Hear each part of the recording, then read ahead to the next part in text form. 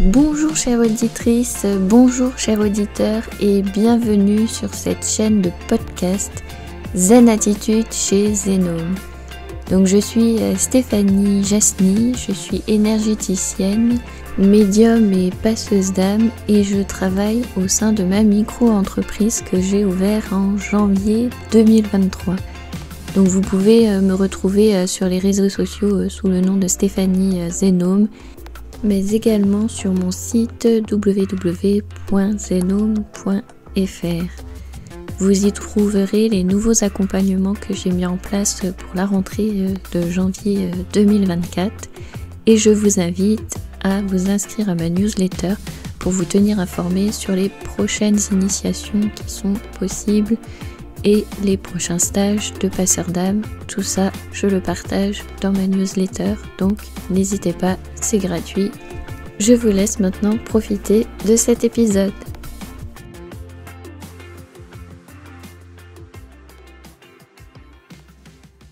Je suis ravie de vous retrouver dans ce nouvel épisode. Ça fait un moment que je vous disais qu'il fallait que je reprenne les lectures de Seth. Je parle souvent d'extraits de ce livre, Seth parle.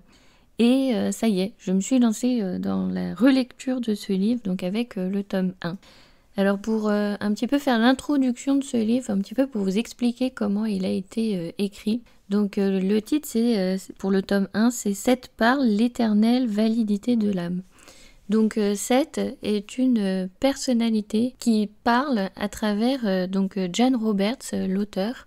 Et en même temps, c'est pas tout à fait elle qui a écrit le livre, c'est elle qui se faisait traverser par cette personnalité, donc qui partage son expérience, ses vérités, du coup de l'autre côté. Et donc c'est son mari qui, à travers un dialogue avec Seth, a fait en fait les enregistrements et la retranscription de ces séances. Donc à chaque fois, dans le livre, vous avez une partie où c'est écrit en italique. Et du coup, ça, ce sont les pensées ou les remarques du mari. Et tout ce qui est écrit, droit, pas en italique, eh bien, c'est le livre de Seth. Et donc, Seth, dès le premier chapitre, explique qu'il écrit ce livre sans être incarné sur notre plan. Et donc, à travers la préface de Jan Roberts, elle nous explique que même elle, au début, elle a douté, à savoir si c'était pas un trait de sa personnalité, en fait, qui s'exprimait. Et elle s'est aperçue que quand elle fait comme ça des enregistrements, parce qu'elle est écrivain, donc elle écrit des livres, et si elle fait des enregistrements, si elle ne réécoute pas, elle perd le fil de ses pensées. Là, les retranscriptions, donc généralement les séances se font le lundi et le mercredi, et parfois le jeudi si jamais c'est décalé, et donc cette personnalité, Seth, ne perd pas le fil de ses pensées. Donc elle se dit à chaque fois, non, en fait ça peut pas être moi qui est en train de vous expliquer le livre, de faire autre chose, parce que je suis incapable de partager comme ça, comme il fait. Et en plus, elle explique qu'elle n'a pas les mêmes traits d'humour, ni la même personnalité que cette personnalité qui s'exprime à travers elle. Et en plus, elle a fait aussi des séances avec ses étudiants où eux peuvent témoigner aussi. D'ailleurs, il y a même une vidéo sur YouTube, vous pouvez aller la voir. Jan est plus du tout la même quand Seth parle à travers elle. Elle prend même différentes intonations, différents accents, parce que cette personnalité, elle aussi explique, Seth, qu'elle doit s'adapter aussi à cette façon de communiquer avec nous dans la matérialité. Comme ce n'est plus une personnalité matérielle qui s'est incarnée là sur ce plan, du coup elle a besoin de cette adaptation. Et donc dès le début, il nous explique comment c'est possible avec Jan, parce que voilà, les deux se connaissent depuis longtemps et qu'elle était prête à ça, à pouvoir faire cet échange énergétique. Donc il y a toute cette explication-là. Donc c'est un livre vraiment super intéressant qui a beaucoup changé de choses chez moi.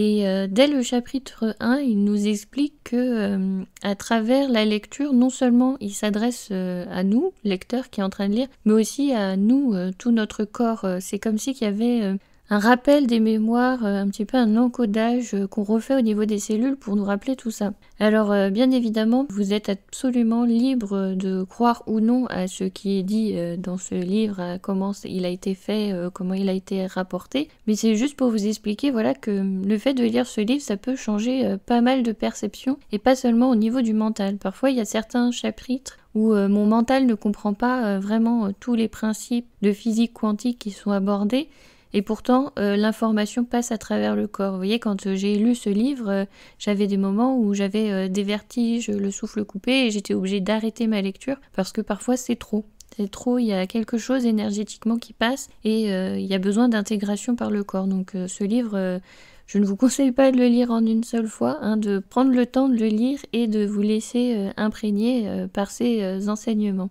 Et donc c'est grâce à ce livre aussi où j'ai pu après connecter voilà, à d'autres vies dans d'autres plans.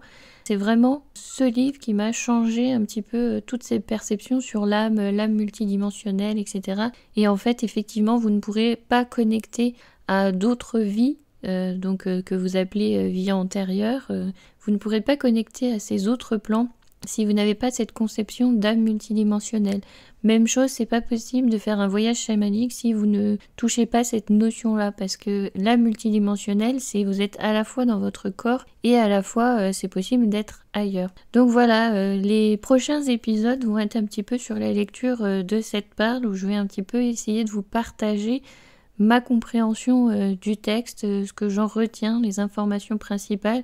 Alors bien sûr avec toute modestie, parce que forcément, comme ce sont parfois des principes quantiques très poussés, ça va au-delà de ce que le mental peut enregistrer et peut comprendre et peut intellectualiser. Vraiment le livre, il est fait comme ça, donc c'est pour ça que j'aime beaucoup ce livre et qu'il a changé beaucoup de choses, au-delà même de la compréhension que je peux en faire.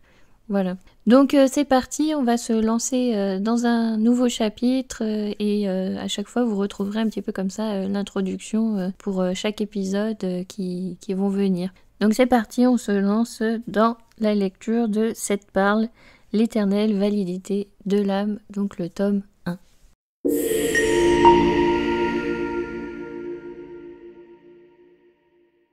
Chapitre 6.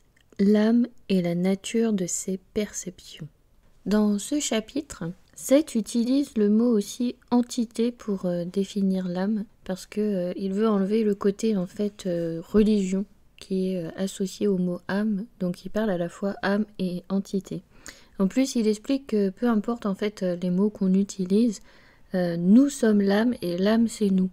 On a tendance à vouloir séparer les choses, à imaginer que l'âme est autre chose en dehors de nous ou qui fait partie de nous, alors qu'en fait c'est nous. C'est ce qu'il essaie d'expliquer, c'est qu'il n'y a pas de distinction, il n'y a pas de cloison entre les différents niveaux, entre l'âme, l'ego, la personnalité. C'est des mots qu'on a mis un petit peu pour comprendre à quel degré de ce que l'on parle, mais au final il n'y a pas de cloison entre. Et tout ça fait partie de l'identité de la personne.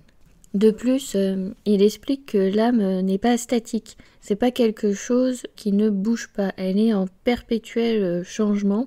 Et comme elle crée en plus le monde qui nous entoure, la 3 dimensions là qui nous entoure, elle est en constante évolution, changement, parce qu'elle aussi apprend et est en train de se modifier. Donc c'est pas quelque chose de fixe. C'est pas un but à atteindre, un niveau supérieur à rejoindre, c'est nous, ça fait partie inhérente de nous et en même temps à la fois tout le temps en mouvement, en perpétuel changement. Et en fait, ce qui pourrait définir l'ego, en tout cas c'est comme ça que je le comprends, ça serait que l'ego c'est la partie de nous en fait qui est tournée vers notre apparence extérieure, donc notre représentation physique, notre corporalité, et donc qui se coupe en fait de sa partie interne, donc tout ce qui est âme, entité. Et c'est comme ça en fait que on se voile un petit peu la face en étant orienté vers le monde de la matière, vers l'ego, vers les personnages que l'on peut jouer. Mais tout ça en fait fait partie de nous, il n'y a pas vraiment de distinction, il n'y a pas de barrière entre les deux. Nous sommes à la fois cette personnalité incarnée et à la fois cette âme qui est multidimensionnelle, incarnée ici et ailleurs dans d'autres plans. On est tout ça à la fois, on n'est pas limité et on n'est pas seulement ce que l'on a l'impression de représenter là sur cette terre. On est bien plus. Mais c'est vrai qu'à chaque fois on s'oriente vers l'extérieur et fait une comparaison en fait avec le corps en nous disant que chaque cellule de notre corps, chaque atome qui compose notre corps a une existence propre, a sa propre conscience et ça ne nous définit pas. Pourtant, quand on se présente, on considère que c'est notre corps et on se donne aussi un nom. On dit voilà, je m'appelle Stéphanie. Or, chaque cellule de mon corps ne s'appelle pas forcément Stéphanie et ne me caractérise pas forcément. Je ne suis pas que ce corps. C'est une multitude de cellules, donc c'est une multitude d'organismes vivants. Donc c'est un petit peu la corrélation avec l'âme qui est multidimensionnelle et qui représente à la fois la personnalité que nous sommes incarnés ici et toutes les autres. Sachant qu'il n'y a pas de distinction entre cette âme et chaque personnalité. Nous sommes cette âme et cette âme, c'est nous. Donc c'est pour ça aussi qu'en même temps, je pense qu'on a la capacité de pouvoir voir et dialoguer avec d'autres personnes qui sont nous-mêmes, parce qu'au final, c'est comme si on se connectait à l'intérieur de soi, à soi-même. Donc ça me semble plutôt logique. Je ne sais pas si c'est clair pour vous, mais en tout cas, pour moi, ça me semble plutôt logique ce qu'il essaie de nous expliquer à ce moment-là. En gros, c'est comme notre corps en fait qui est composé d'une multitude de cellules. Nous, on le considère comme une unité, c'est un corps, et pourtant, il est composé d'une multitude de consciences, donc de cellules qui ont leur propre fonction, leur propre fonctionnement et leur propre autonomie. C'est pas nous qui gérons en fait ce que chaque cellule font. Et pourtant, on se définit en étant ce corps-là tourné en fait vers la matière. On est plutôt tourné dans ce sens-là en disant nous sommes cette personne que j'incarne. Et en même temps, il ne faut pas oublier que c'est l'âme qui crée ce corps, cette réalité. Donc ça rejoint un peu ce que j'ai toujours pensé, qu'il y a une corrélation entre l'âme et le corps, ce qui fait que si on fait des clones, ça ne peut pas fonctionner parce qu'il y a quand même cet échange d'informations dans les énergies qui fait que ça maintient la structure et ça permet son fonctionnement. Donc c'est pour ça que je pensais que les clones ne peuvent pas être viables et ne peuvent pas être la même personne, parce qu'on ne sait pas en fait transférer les informations de l'âme, on ne sait pas encore faire ça. Peut-être qu'un jour on saura le faire, mais en attendant on ne sait pas. Donc c'est un petit peu comme ça qu'il veut définir l'âme, c'est que c'est pas quelque chose qui a une existence propre quelque part au-delà de nous et qui est limité. C'est plutôt un champ énergétique qui est toujours fluctuant et en perpétuel mouvement et en perpétuelle modification, changement, apprentissage. Donc il n'y a pas quelque chose de supérieur qui existe quelque part, vous voyez, comme une entité au-dessus de nous. Elle fait partie de nous, on peut se connecter à elle puisqu'on est relié à elle, nous sommes elle, et on fait partie d'elle comme une cellule fait partie de notre corps. Alors en même temps, il définit l'âme, l'entité, comme la plus énergisée, la plus puissante des unités de conscience connues en fait dans n'importe quel univers. Et c'est elle qui est créatrice, c'est elle qui crée en fait les personnalités où elle souhaite s'incarner et aussi ses propres mondes. Donc elle a ce potentiel en fait illimité. Et en plus, il dit que elle a un potentiel de personnalité en fait qui dépasse l'entendement. C'est au-delà de l'infini en fait, on pourrait résumer ça comme ça. Et donc nous sommes une manifestation en fait de notre propre âme. Et il nous rappelle aussi que parfois on est focalisé en fait sur notre personnalité, là, sur la personne qu'on est là actuellement, en s'imaginant que c'est quelque chose de statique, d'inchangé. Or, on évolue. Donc, il faut envisager l'âme un petit peu dans le même sens. C'est qu'elle est en perpétuelle évolution et en perpétuelle modification, sachant qu'en plus, il essaye à travers ce livre de nous montrer à quel point il y a l'éternelle validité de l'âme. C'est ce qui nous met dans le titre de son livre, l'éternelle validité de l'âme. Elle est éternelle, elle continuera, quoi qu'il arrive, à exister, à continuer à construire, à créer, à modifier les mondes, les environnements, à créer des personnalités pour apprendre en fait, pour s'enrichir, pour elle aussi en fait évoluer quelque part. Du coup, ça me fait penser à plusieurs points où il y avait des personnes qui expliquaient que l'âme était quelque chose au-dessus de nous, qui descendait au fur et à mesure vers notre corps pour jusqu'à venir incarner en fait l'âme dans le corps. Donc effectivement, là, quand on voit cette conception que nous apporte Seth, on est absolument loin de ces principes. Et effectivement, j'avais un petit peu du mal à envisager que le corps fonctionne sans ce système énergétique, puisqu'on a dit que l'âme était un champ énergétique, sans ce système énergétique qui tient la structure. Comment un corps peut-il fonctionner si rien ne maintient cette structure les unes avec les autres pour pouvoir assurer son fonctionnement, hein. C'est le principe de l'âme, comme je l'envisage. Donc forcément, ça me semblait étrange, cette âme qui est en dehors du corps et qui un jour vient. Enfin, voilà. Ça revient aussi sur le questionnement de recouvrement d'âme. Je vous avais dit, c'est peut-être en fait une déformation qu'on utilise de la langue pour être compris sur ce que l'on fait en chamanisme, mais il faudrait peut-être plutôt envisager recouvrement de personnalité. On va pas chercher un morceau d'âme qui a été oublié quelque part, c'est plutôt un morceau de personnalité qui compose en fait cette âme qu'on a perdue. C'est plutôt dans ce sens-là, sachant qu'en plus, dans cette vie, quand vous faites un recouvrement d'âme, c'est parce que vous-même, il vous manque ce morceau, vous sentez ce morceau qui vous manque à vous. Donc ça fait vraiment partie intégrante de vous, là, ce que vous êtes actuellement. C'est pas l'âme qui, elle, au-dessus, en fait, comme elle en plus, elle va partout, elle est multidimensionnelle, elle peut pas perdre des morceaux, il peut pas lui manquer quelque chose.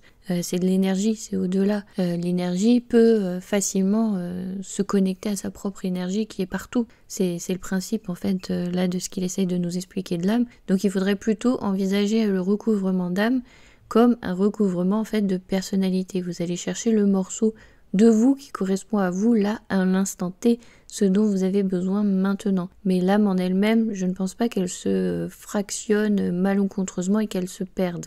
Enfin du coup voilà, c'était une petite parenthèse. Donc quand il nous explique que en fait nous sommes l'âme et que l'âme est en vous, du coup elle fait partie aussi de notre personnalité et elle expérimente avec nous. Et ces méthodes de perception existaient déjà avant notre naissance physique, ça sera toujours les mêmes après notre mort physique. Il n'y a rien qui va changer l'âme, la modifier. Elle restera ce qu'elle reste. Cette énergie restera cette énergie, ce champ énergétique continuera au-delà de la personnalité que nous sommes en train d'incarner là actuellement. Ce qui fait que en fait, après notre mort, il dit on n'a rien à aller sauver ou racheter. L'âme est là de toute façon, quoi qu'il arrive, avant ou après, elle est là, elle a son existence propre. Donc on n'a rien à perdre, on n'a rien à racheter, on n'a rien à sauver, contrairement à ce que on peut entendre dans certaines croyances. Donc il dit perdre son âme ou sauver son âme, en fait ça n'a pas vraiment de sens. C'est une erreur en fait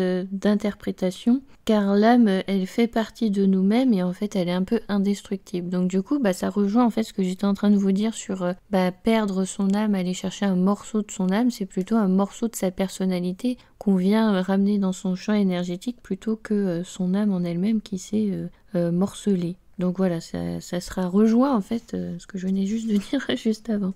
Et en même temps, pour nous rassurer, il nous rappelle aussi que notre personnalité est valide, valable, elle fait partie de l'âme. On est une partie de cette âme, ce qui fait qu'on ne sera jamais non plus détruit ou perdu. Une fois qu'on a été créé et que on s'est incarné quelque part, qu'on a apporté quelque chose, on sera toujours là quelque part. Je crois que c'était dans les livres de Seth aussi, peut-être dans un autre chapitre, donc peut-être que j'aurai de la redite à ce moment-là, mais je me rappelle qu'il essayait d'expliquer un petit peu pour comprendre comment fonctionne cette âme multidimensionnelle.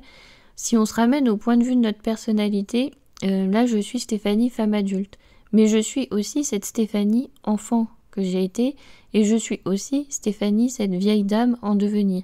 Tout ça fait partie de moi, fait partie de la personnalité Stéphanie. L'âme, c'est pareil. Elle est constituée de toutes ces personnalités, mais personne ne meurt jamais, ne disparaît, n'est incorporé, n'est assujetti, n'est dépendante de. On est juste un morceau d'eux, sauf que c'est un autre plan en fait supérieur. Là, on explique les choses au niveau de la personnalité du corps, pour qu'on puisse comprendre en fait ces conceptions, parce que c'est vrai que quand on nous dit ça comme ça, c'est assez abstrait. Donc c'est vrai qu'il nous faut des exemples concrets, un petit peu plus orientés vers la matière pour pouvoir comprendre, parce qu'il ne faut pas oublier que notre compréhension est quand même limitée par cette corporalité. On ressent les choses, on sait comment elles sont là, hein. De toute façon on a les connaissances en nous, mais pour s'y connecter, voilà, c'est autre chose. Et c'est vrai que c'est pour ça qu'il nous offre aussi des petits exercices, hein, dans son livre à faire, hein. Je vous avais dit, il nous propose des exercices différents, et donc là c'est pareil, pour pouvoir ressentir cette force, cette vitalité de notre âme à l'intérieur de nous, il nous propose un exercice de fermer les yeux, de se concentrer pour ressentir cette énergie qui est là, et en fait c'est là où on peut en retirer notre force. Comme c'est de l'énergie infinie, c'est là où en fait la source de notre propre énergie, où on peut se recharger instantanément. Donc c'est à faire, à refaire, hein, bien évidemment comme exercice pour pouvoir développer. Et même chose, il nous parlait aussi des sens internes de communication. Et c'est vrai que là récemment, j'ai fait l'expérience, on va dire, un peu plus consciente de cet échange. Donc c'est assez indescriptible, hein. C'est vrai que c'est difficile parfois de mettre des mots pour expliquer ce que l'on ressent et ce que l'on vit, parce que c'est autre chose. Et y mettre des mots, je comprends en fait la notion de ce qu'il nous dit, que quand on essaye de mettre des mots et d'expliquer, on est déjà dans de l'interprétation. Donc c'est vrai que c'est parfois difficile d'expliquer les ressentis, le vécu, étant donné que c'est au-delà de nos perceptions qui peuvent être compréhensibles, parce qu'on est très limité dans nos perceptions corporelles. Et quand on arrive à explorer ces champs internes de communication et de communiquer de façon consciente, hein, au-delà des rêves et tout ça, c'est vraiment j'étais en train de faire une action et j'ai reçu l'information, et je ne saurais pas vous expliquer parce que c'est entendu, mais en même temps sans être entendu avec des oreilles, etc. C'est autrement. Voilà. C'est pas très clair, hein, je vous l'accorde, mais c'est vrai que si vous faites ces expériences pour vous connecter à ce champ interne, à ces sens internes de communication, à ce champ interne d'énergie vitale qui est en vous, donc cette partie âme, cette lumière. C'est peut-être d'ailleurs pour ça que l'on fait des méditations en se connectant à sa lumière intérieure, etc. C'est sentir cette énergie qui est en nous, qui fait partie de nous, cette lumière créatrice. Et en fait, cette lumière, ce qu'il essaie de nous expliquer, cette âme, c'est qu'elle est à l'intérieur de nous et qu'elle irradie absolument de partout. Mais vraiment de partout, de chaque cellule, de chaque atome qui nous compose, elle fait partie de toute cette structure. C'est pas quelque chose qui est en dehors de nous, c'est pas quelque chose supérieur, c'est pas une entité propre quelque part. Vous voyez, il n'y a pas de réalité physique, c'est un champ énergétique, un petit peu comme quand vous connectez en fait aux divinités, aux anges, aux archanges, tout ça, c'est des champs énergétiques en fait que l'on connecte. Et si vous voulez, quand on est de l'autre côté, donc on n'est plus dans notre corporalité, c'est ça, c'est des échanges en fait énergétiques perpétuels, on connecte des énergies. Donc c'est vrai que il nous le dit, hein, dans ce chapitre, parfois on a un petit peu peur de ce qu'on peut croiser, parce que forcément on se dit que l'autre sait tout sur nous, hein, puisqu'on pratique en fait la télépathie en continu. On est tout le temps en train d'envoyer des informations, même là dans la matière, on transmet des informations que les autres reçoivent. Donc si vous écoutez d'ailleurs mon épisode sur les insolites, donc ça sera un épisode sur ma chaîne de podcast Soins énergétiques, si vous écoutez ça, j'en parle justement de ces moments où entre humains on sent une énergie commune. Donc par exemple c'était la gêne, on était tous gênés d'une situation et il y a un gros blanc au niveau de la table de tous les interlocuteurs, et on sent la gêne de tout le monde, on sent le malaise qui s'installe. Donc vous voyez, c'est des échanges d'énergie qui sont au-delà de ce que peut exprimer dans les mots et tout. Donc c'est dans ces moments forts, hein, qu'on s'en rend compte qu'on est en train de faire ça, mais en fait il faut qu'on se rende compte qu'on fait ça tout le temps. Perpétuellement, on envoie les informations aux autres, et en fait, on est transparent en fait pour les autres. Ils savent déjà tout sur nous. Donc dans les champs énergétiques, ils savent déjà tout sur nous. Donc on se dit, ah là là, la honte, j'ai fait ci, j'ai fait ça, machin. Mais enfin, faut pas oublier que ce ne sont que des expérimentations. Il n'y a pas de jugement de valeur, de bien et de mal de l'autre côté. Ça, c'est vraiment réservé ici, sur cette terre, dans cette dualité. Parce qu'il y a d'autres mondes où il n'y a pas cette dualité, et où le bien-mal n'aurait pas du tout les mêmes limites que l'on se fixe par rapport à ici, hein, par exemple. Eh ben tiens, j'étais en train de relire un passage où ça rejoint un petit peu ce que je vous disais juste avant, parce qu'il dit votre âme possède donc les informations, la connaissance et la sagesse qui font partie de l'expérience de toutes ces autres personnalités.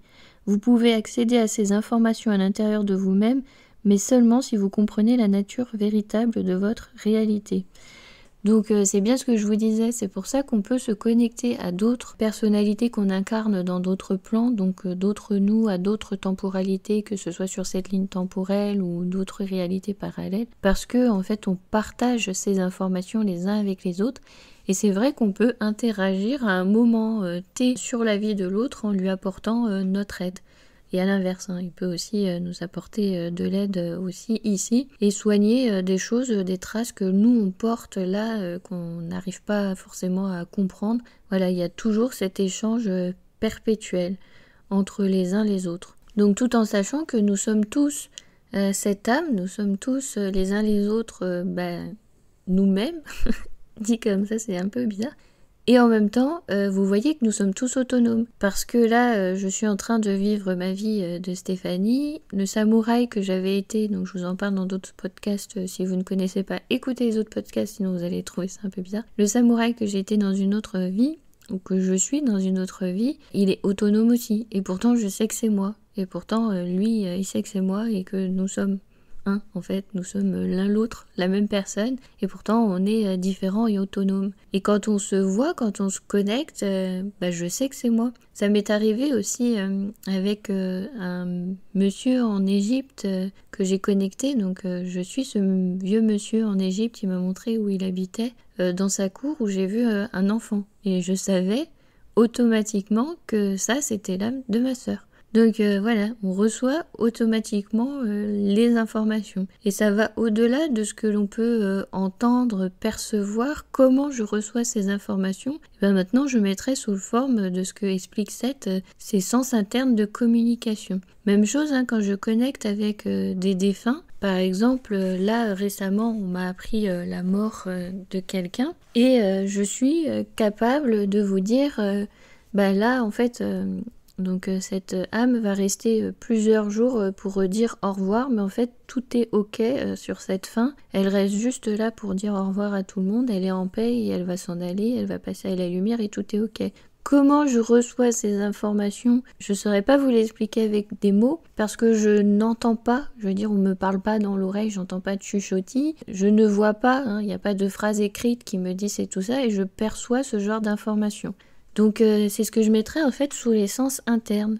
Donc est-ce que la médiumnité c'est ça, c'est en fait se connecter à ces sens internes qui permettent d'avoir d'autres systèmes de communication? Peut-être que c'est cette faculté-là, mais du coup ça veut dire, donc je rejoins toujours ce que je vous ai dit, c'est que tout le monde est capable de le faire. Pour moi, il n'y a pas de limite, il n'y a pas de gens qui sont élus pour pouvoir être énergéticiens, il n'y a pas de gens qui sont élus, qui ont des dons, il n'y a pas de gens qui sont élus, qui peuvent utiliser les pratiques chamaniques, qui peuvent se connecter plus que d'autres. Tout le monde peut le faire, c'est juste une question de choix. Encore une fois, c'est si vous y croyez. Si vous n'y croyez pas, forcément vous ne ferez pas l'expérimentation. C'est toujours logique, on ne peut pas expérimenter quelque chose qui n'est pas envisageable. Donc je pense que c'est ça. Je mettrai ces modes de communication, d'informations que je reçois, sous forme de ces sens internes de communication. C'est au-delà des mots, c'est au-delà de la clairvoyance, de ce qui pourrait être, c'est un autre système. C'est même pas du ressenti, c'est j'ai l'info. Voilà, c'est un truc comme ça, voilà, je ne saurais pas vous expliquer plus. Si vous êtes médium, vous êtes en train de comprendre ce que je vous dis, si vous avez cette façon de vous connecter à vos sens internes de communication. Si vous n'êtes pas médium, je suis en train de vous parler de charabia, et c'est pas grave, si vous ne comprenez pas, prenez l'information comme elle résonne. Même dans ces podcasts, vous êtes toujours libre de garder vos croyances, vos ressentis et vos propres expérimentations. On n'est pas là pour se juger les uns les autres. Je suis juste là pour essayer d'ouvrir un peu les consciences et envisager, même si vous n'y croyez pas, qu'il y a d'autres vérités possibles, au-delà de ce que vous pensez qui est vrai, réel et valide. Voilà, c'est juste pour ça que je fais ces podcasts. Et donc en plus, il le dit dans son livre, si on reste focalisé en fait sur toute cette partie matérielle, on se coupe en fait de notre potentialité et de tout ce qu'on est capable de faire et on se limite en fait au sens de notre corporalité. Donc c'est vrai que c'est pas mal les petits exercices qu'il propose là dans son livre pour pouvoir se recentrer, connecter à ses sens internes de communication et comprendre en fait que c'est ça qu'on utilise pour connecter aux autres, prendre les informations.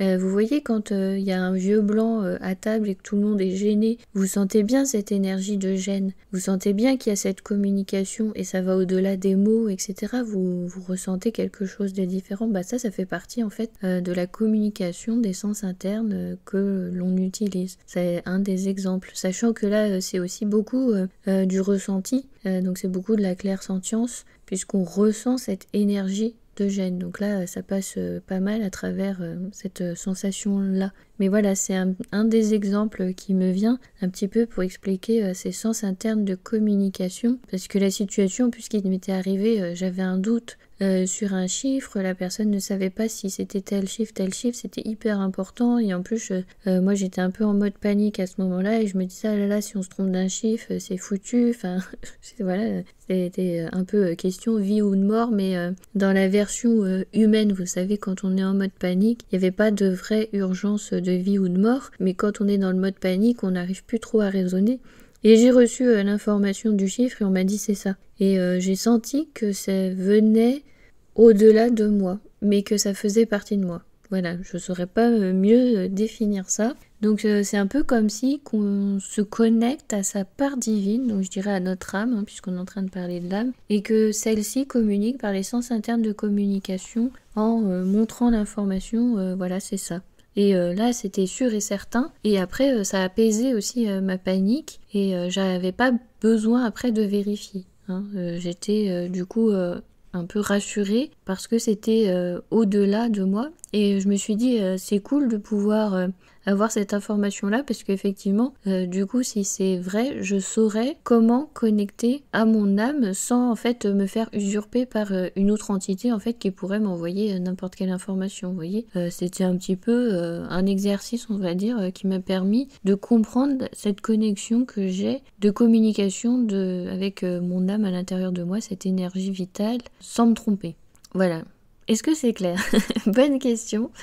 Vous avez le droit absolument de penser que c'est farfelu tout ce que je suis en train de vous raconter, mais j'essaye de mettre de la compréhension sur ce chapitre qui est quand même très abstrait en fait. On n'a pas de preuves tangibles de ce que cet affirme, au-delà des expérimentations que l'on peut faire là sur cette terre, et peut-être que vous êtes en train de vous dire « Ah bah oui, moi j'ai vécu ça une fois, effectivement, alors ça veut dire que c'est ça. Ah oui, effectivement, je comprends ce qu'elle veut dire dans les sens internes de communication, parce que moi aussi je capte des infos. Je sais pas comment, je sais que l'entité que je capte, c'est une fille, un homme, un garçon, un enfant, un adulte, je ne sais pas d'où ça vient et pourtant j'ai l'info. C'est assez incroyable parce que je ne vois même pas la personne, tout, et pourtant je sais et je suis affirmative. Bon bah voilà, ça fait partie des sens internes de communication qui sont au-delà de ce que l'on peut percevoir et au-delà des choses tangibles que l'on peut expliquer de par le corps.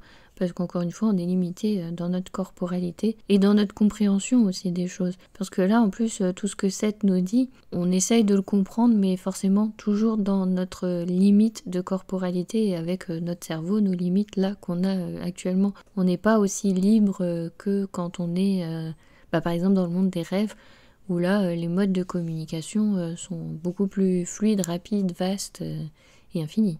D'ailleurs, il en parle des rêves aussi encore dans ce chapitre, en essayant de nous expliquer que dans le rêve, en fait, on a aussi encore tendance à traduire donc l'expérimentation qu'on fait dans cette autre réalité en termes physiques hallucinatoires, parce que c'est vrai qu'on s'attache aux images qu'on a retenues, à toute cette partie-là, et en fait, la plupart des choses qu'on se souvient sont de cette nature. Cependant, en fait, dans le sommeil, la perception de l'âme fonctionne, il dit, sans restriction. Et il dit, à ce moment-là, on est vraiment dans la perception pure à la source. On communique avec les profondeurs de notre être et de notre créativité. Donc encore une fois, vous voyez, quand on est dans le monde des rêves, on s'attache aux images, mais qui sont déjà une traduction de notre ressenti, notre vécu pour être compréhensible. On se limite encore une fois. Dans le monde des rêves, on est beaucoup plus libre dans nos modes de communication et d'échange. Et donc effectivement, à partir du moment où on a les images, c'est déjà une information un peu déformée parce qu'on commence déjà à l'interpréter avec des images.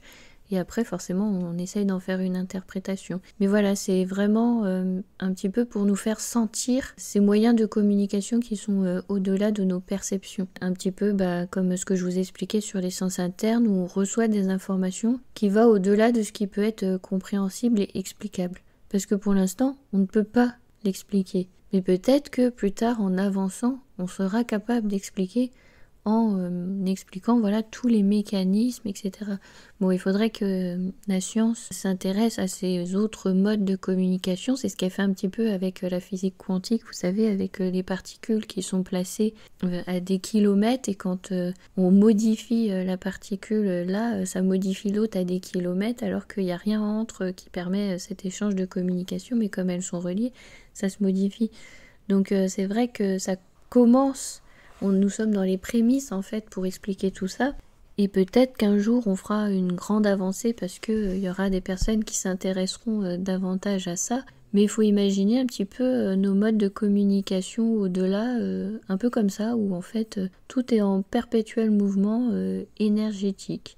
Alors peut-être que à partir du moment où on arrivera à ce stade d'évolution et de compréhension, nous n'aurons plus besoin de la matière, de ces réalités de matière pour expérimenter. C'est possible aussi.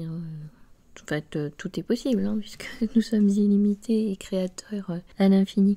Et vous voyez, ça me fait penser aussi aux personnes qui me disent « Ah mais non, je ne crois pas, Stéphanie, à ça, je ne crois pas à ce que tu dis, je ne crois pas à l'existence de... » Eh bien, il faut revenir en fait sur le pouvoir créateur de l'humain et se dire que tout ce que l'humain imagine, il le crée et c'est possible. Donc quand on me dit « mais non, ça n'existe pas », ça a forcément existé quelque part dans l'esprit de quelqu'un qui lui a donné forme, qui lui a forcément donné vie. Voilà, c'est comme ça que j'envisage les choses. Donc quand on est fermé en me disant « ce n'est pas possible », quelqu'un l'a imaginé, donc quelqu'un l'a créé.